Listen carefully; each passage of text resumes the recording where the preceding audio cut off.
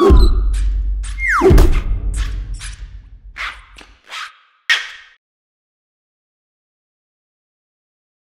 everyone, welcome to another Good e-Reader Roundtable discussion. My name is Michael. This is Peter. We've all heard the news that Samsung and Barnes & Noble are collaborating on two tablets called Samsung Galaxy 4 Nook. They're doing a 7 and 10-inch version. The 10-inch version will be coming out a few weeks later after the 7 is released. We do have an estimated date about September to October when these actually hit the stores in the US and the UK. We have heard a little bit about specs in terms of the resolution, the processing power, and things like that. And we were able to deduce that Barnes & Noble, out of the million tablets that they're ordering, are doing the Samsung Galaxy Tab 7, and this is the 4th generation for both the 7-inch and the 10-inch models. What we're going to do is quickly look at the specs on the Samsung tablets and how they compare to the existing Nook HD and HD Plus. On the 7-inch tablet, we have a resolution of 1280 by 800. And on the Nook HD, the closer one to the 7 will be the Nook HD, and it is 1440 by 900. So we actually lose a bit on the resolution, but this is about all we really lose in, because we're actually having a quad-core 1.2 gigahertz processor. Whereas the Nook HD is only dual.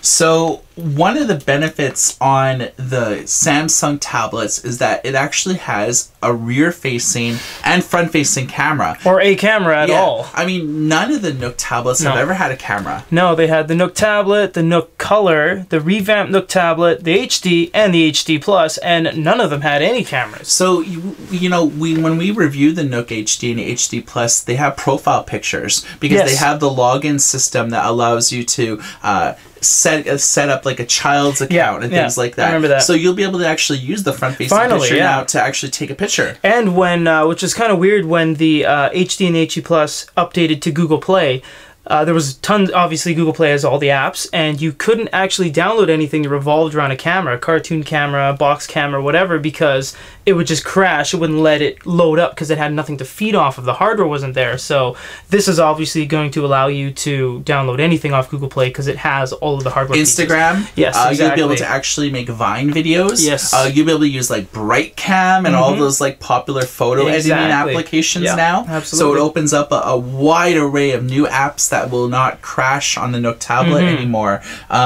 It actually has a new version of Android. It has KitKat 4.4, whereas like the HD, it had Ice Cream Sandwich, right? Oh, yeah.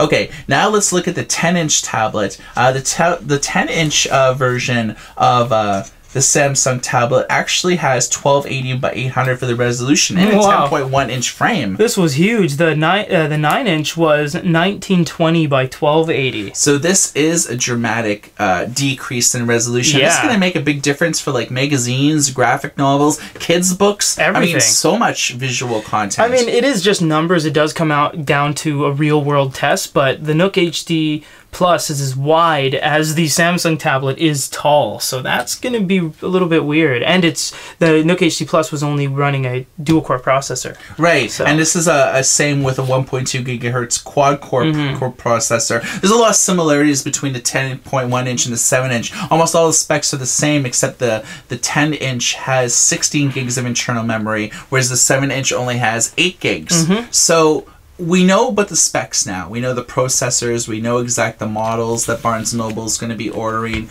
When it comes down to it, Barnes & Noble is basically white labeling these Samsung tablets. So you're not going to have any of the Samsung bloatware, chat on, those TV apps.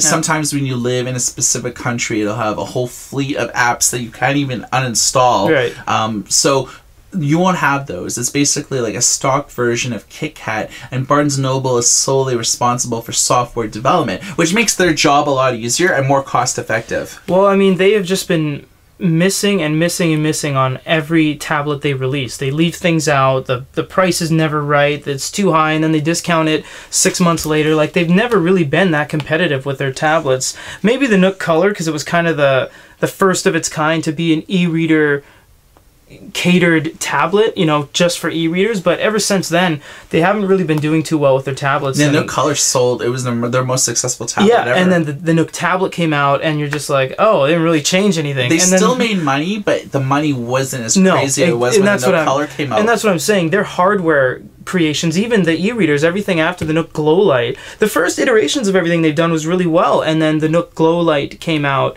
the most recent one, 2013. It was awful, and then the Nook tablets were just, no Google Play, no side loading at first. There's just so many limitations. They did get Google Play later. Eventually, yeah, right. But at first, it wasn't even usable in any other country except the US. Yeah. So all of their devices have been just very difficult to work with, very low quality, very just, I don't know, they're just missing on every point.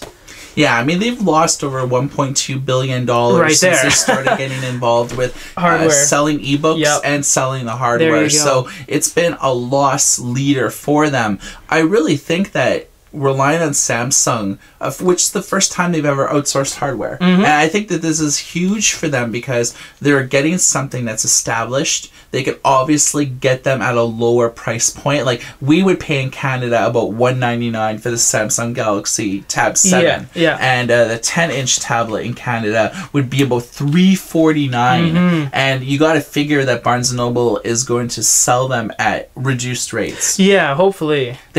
I think that they would have to do like a $129, for the 7-inch tablet, and like maybe like $249 for like the 10-inch tablet. It's possible if they're using the exact same one as the Galaxy 4, indeed, then it's going to be quite a drop. I mean, I don't really see how much money they're going to make on this because they're ordering 1 million units. That's quite a bit of stock. Well, they're doing that within a year. Right. So that the contract that they sign, which we found this out by looking at the SEC filing that Barnes & Noble did as part of the deal. So that's what we were able to extrapolate from it. Part of the deal as well, Samsung will actually be promoting these tablets, not exclusively on Barnes & Noble's behalf, but part of the contract is like Samsung is responsible for advertising. So you got to figure that Samsung is one of the strongest Android brands out there. Yes. I mean, when it comes to Android sales, I think I read a statistic where 72% of all Android sales derive from Samsung branded devices. Sounds about right. Whether it's smartphones or tablets.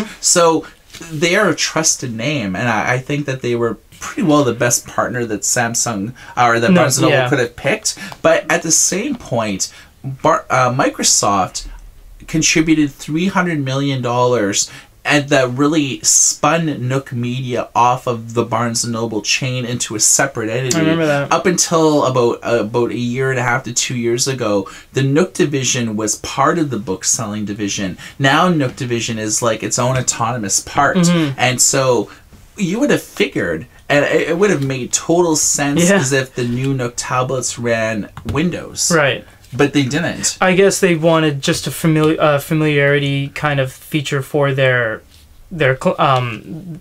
customers, because if they move to Windows, they'd have to kind of re-advertise everything and kind of change everything up so that when their customer did get their new e-reader, they'd expect it to be everything else they've seen from Barnes & Noble, and then there'd be this Windows tablet, and they'd say, what is all this? And maybe it would be skinned, maybe Windows wouldn't allow them to skin it like Android would, who knows? So. Yeah, I mean, you look at Barnes & Noble's research and development division and its software division, all their experience since they started making tablets was Android. Even their e-readers. Right. They're all running Android. So you would figure that they have a lot of very smart people that are Android centric. Like, this is what they know, this is what they were hired to do, which is not surprising why they chose to go the Android route instead of the Microsoft route. Right. So when it comes to sales, how do you think this will do on the market?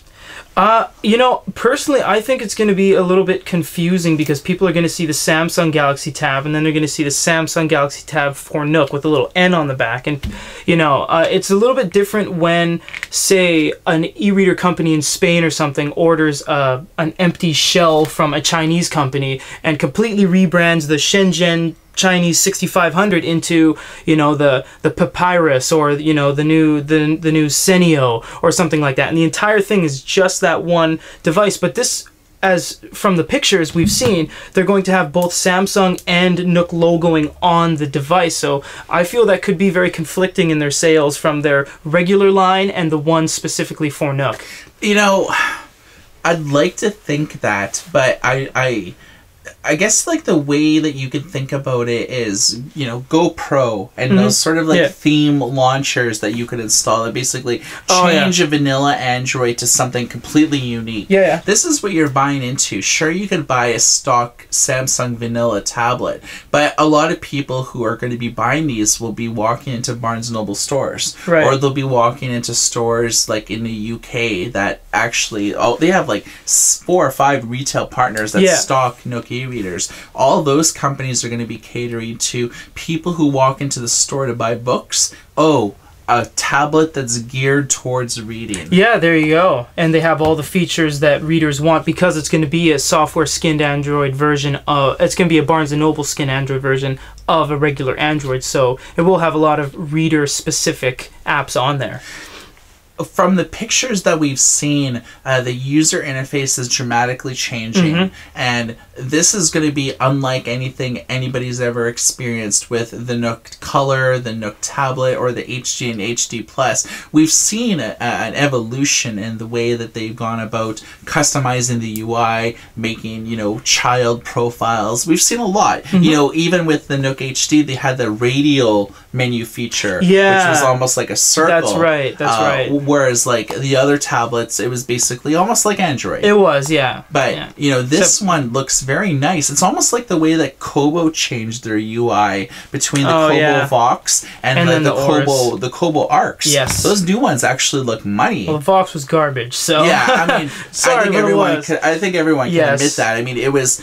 as soon as it was announced, it was outdated, and by the time it hit the market, it was just abysmal. Yeah, but I mean, you know, the UI for the new Arcs is tremendous, amazing. Yeah, and I really think that Nook has to really borrow a page out of Kobo in the way that they designed the UI to make it like reading first and very intuitive. You know, dynamic menus. Whenever you add books, it's like automatically there. You just touch it, the book opens. Exactly. And you know, you're more accessible to the Nook market. Now, Google Play will play a strong role in this. I should hope so. It was pretty well midway into the lifespan of the Nook HD and HD Plus that it actually got the Google framework. Yes, that finally. actually made the tablets a usable tablet. Yeah, because Barnes & Noble, for their app store, they never really got the developer support that they hoped they would. I mean, even the Good e-Reader app store, we're much younger than the Barnes & Noble app store. We have more apps in a shorter period of time. They had nothing on the Nook store, and it wouldn't work in any other country but the US. So it was they actually geo-locked you out, where even if you were running like a DNS or you know, some sort of like a VPN,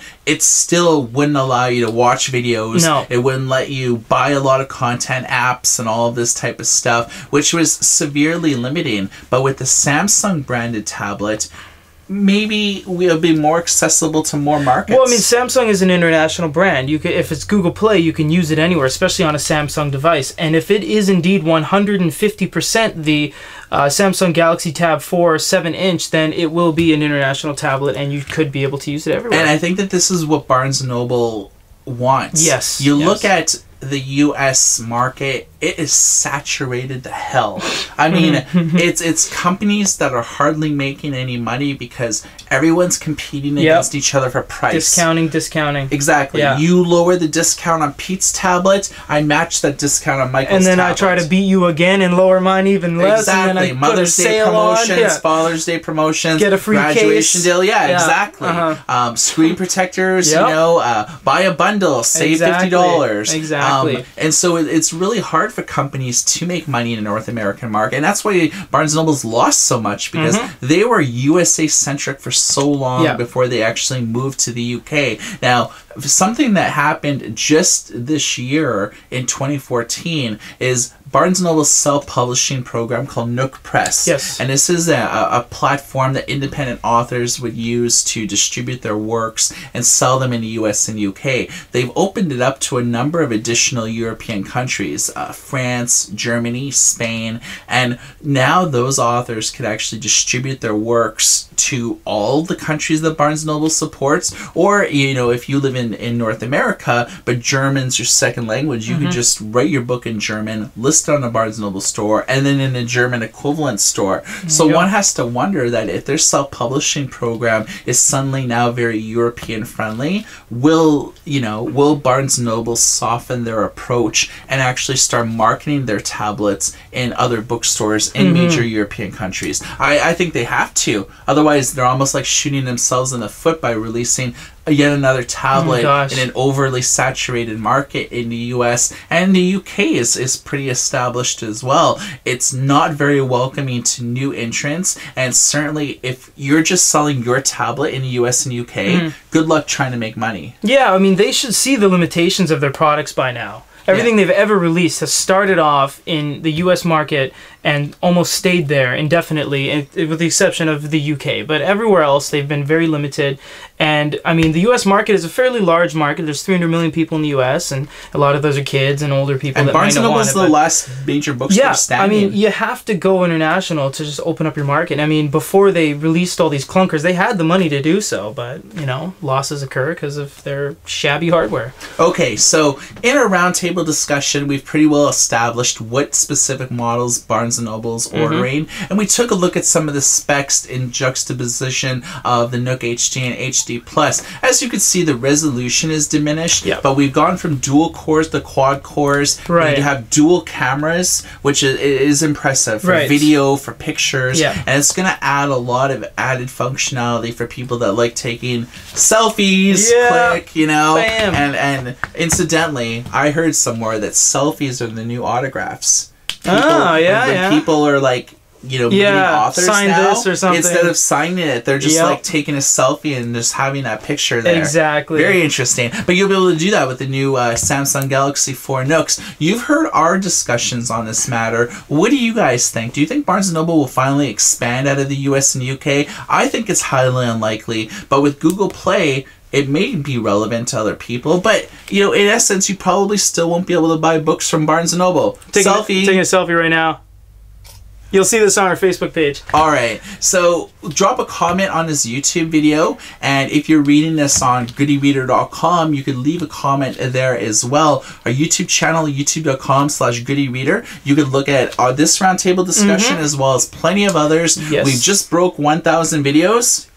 So thanks for all of our loyal viewers for doing that, and welcome to all the new ones. For a Good E-Reader roundtable discussion on a new Samsung Galaxy 4 Nook, my name is Michael. My name is Peter. Everybody take care.